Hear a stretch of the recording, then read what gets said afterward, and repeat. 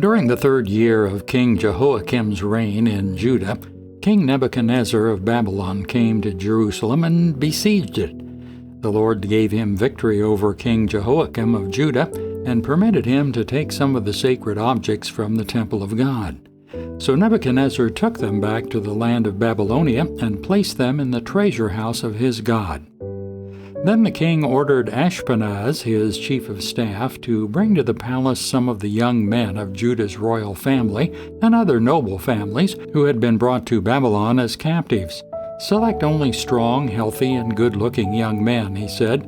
Make sure they're well-versed in every branch of learning, are gifted with knowledge and good judgment, and are suited to serve in the royal palace. Train these young men in the language and literature of Babylon.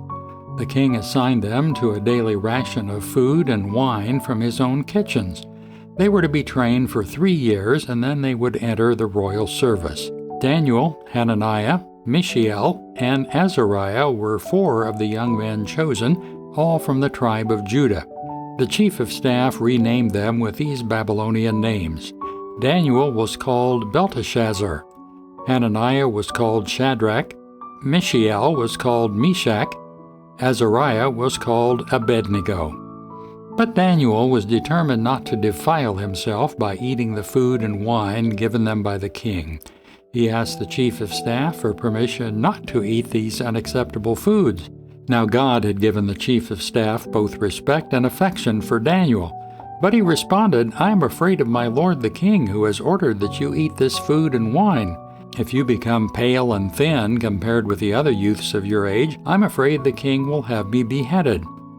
Daniel spoke with the attendant who had been appointed by the chief of staff to look after Daniel, Hananiah, Mishael, and Azariah.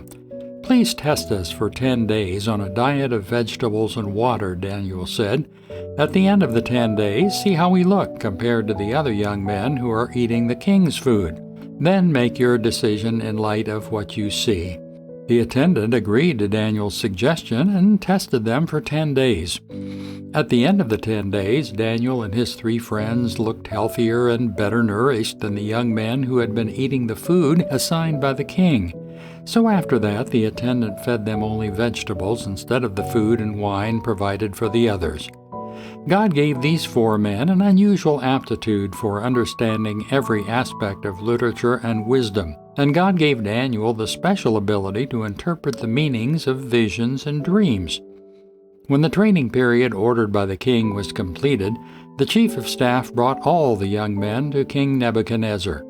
The king talked with them, and no one impressed him as much as Daniel, Hananiah, Mishael, and Azariah. So they entered the royal service. When the king consulted them in any matter requiring wisdom and balanced judgment, he found them 10 times more capable than any of the magicians and enchanters in his entire kingdom. Daniel remained in the royal service until the 1st year of the reign of King Cyrus.